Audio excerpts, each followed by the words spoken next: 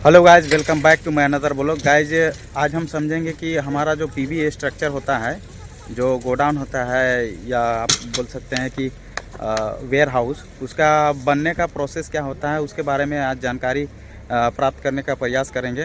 तो हमारे ब्लॉग के अंत तक बने रहें। चलिए करते हैं स्टार्ट। पहले तो गाइज हम लोग ड्राइंग पे जो हमारा एरिया दिया हुआ है वो एरिया हम लोग मेजरमेंट करते हैं, एरिया निकालते हैं, उसके बाद एरिया क्लीनिंग करते हैं। फिर उस हिसाब से हमारा जो राफ्ट होता है फाउंडेशन का अर्थ एक्सप्रेशन करते हैं, और उसके बाद पीसीसी करने के बाद कॉलम, वो जो बेसिकली रूप से जो हर एक फाउंडेशन, हर एक कंस्ट्रक्शन एरिया में जो फाउंडेशन कॉलम किया जाता है, उस प्रकार से इसमें भी कॉलम किया जाता है आरसीसी का। ठीक है गाइज। और उसके बाद हम जब कुछ लेवल के लिए हम शॉर्ट कॉलम करते हैं, उसके बाद हमारा आ जाता है प्लिंथ बीम। प्लिंथ बीम पर आप देख सकते हैं कि एक प्लिंथ बीम हो गया है। उसके बाद ये जो मेन कॉलम होता है गाइस, जिसमें हम एंकरिंग करते हैं, एंकर बोल्ट लगाते हैं। उसके बीच में आप देखिएगा कि एक छोटा सा कॉलम रहता है।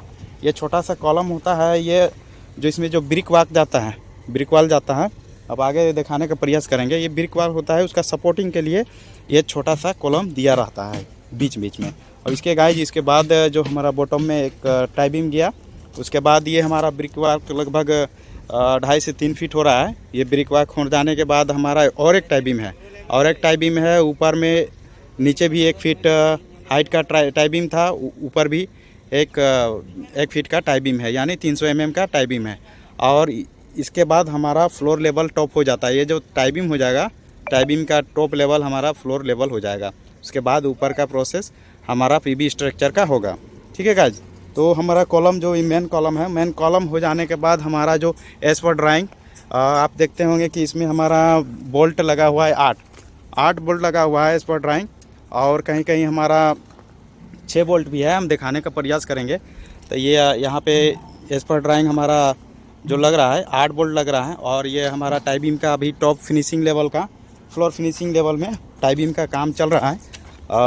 इसमें बीम का देखिए, बीम का भी सरिया डाल दिया है और शटरिंग भी हो रहा है। और इधर भी हो रहा है शटरिंग, इधर काम कर रहा है मिस्त्री लोग। और आगे इधर एंकरिंग हो गया है। इधर शॉर्ट कॉलम जो होता है, कॉलम भी कास्ट हो गया है गाइस। और इधर आगे भी हमारा प्रोसेस है, काम चालू है। इधर टाई बीम हमने कर दिए हैं और दिखाने का प्रयास करेंगे कि इधर हमारा जैसे 8 बोल्ट लग रहा है, कहीं भी हमारा 6 बोल्ट लग रहा है। तो 6 बोल्ट लग रहा है, वो एज पर ड्राइंग है। जो पीबी स्ट्रक्चर होता है, एज पर bending moment, load, bearing capacity, उस अनुसार से इसका स्ट्रक्चर का डिज़ाइन किया जाता है। उस हिसाब से कॉलम भी प्रोवाइड किया जाता है। जहाँ पे ज़्यादा लोड आता है वहाँ पे ज़्यादा बोल्ट लेकर लगाया जाता है, और जहाँ पे कम लोड होता है वहाँ पे जो कॉलम का जो बेयरिंग कैपेसिटी कम होता है, तो वहाँ पे कॉलम पतला दिया जाता है। उस हिसाब से आप देख सकते हैं कि इधर हमारा उधर 8 लग रहा था, तो इधर हमारा 6 ही बोल्ट लग रहा है। ठीक है गाइज। ये एज पर ड्राइंग हो रहा है कि हमारा ड्राइंग में दे रहा था। देखिए इधर हमारा 6 ही बोल्ट लग रहा है। ठीक है गाइज। और इधर जो कॉलम है, आरसीसी कॉलम है, उसका भी विड्थ है, साइज है, वो उधर की अपेक्षा इधर भी कम हो रहा है। ठीक है गाइज। तो हमारा पीवी स्ट्रक्चर होता है, वेयर हाउस होता है, जो गोदाम बनता है, उसमें इस तरह का प्रोसेस होता है बनने का कि नीचे हम टाई बीम दे दिए और ऊपर भी हम टाई बीम इसलिए दे रहे हैं गाइज कि क्योंकि इसका जो रूफ किरण होता है, आप सीलिंग लेवल पे आप देखे होंगे कि क्रेन होता है, वो क्रेन इसमें लगने वाली है। ठीक है गाइज। तो इसीलिए हम लोग इसमें डिज़ाइन के अनुसार 2 टाई बीम दे रहे हैं, ताकि लोड बेयरिंग कैपेसिटी बढ़ जाए और बाद में कुछ प्रकार का दिक्कत नहीं हो। क्योंकि ज़्यादा लोड हो जाने के बाद आप देखते होंगे कि जो स्ट्रक्चर होता है उसमें कंपन पैदा होने लगता है, हिलने लगता है। ठीक है गाइज। तो इसलिए हम लोग टाई बीम 2 दे रहे हैं। ठीक है गाइज।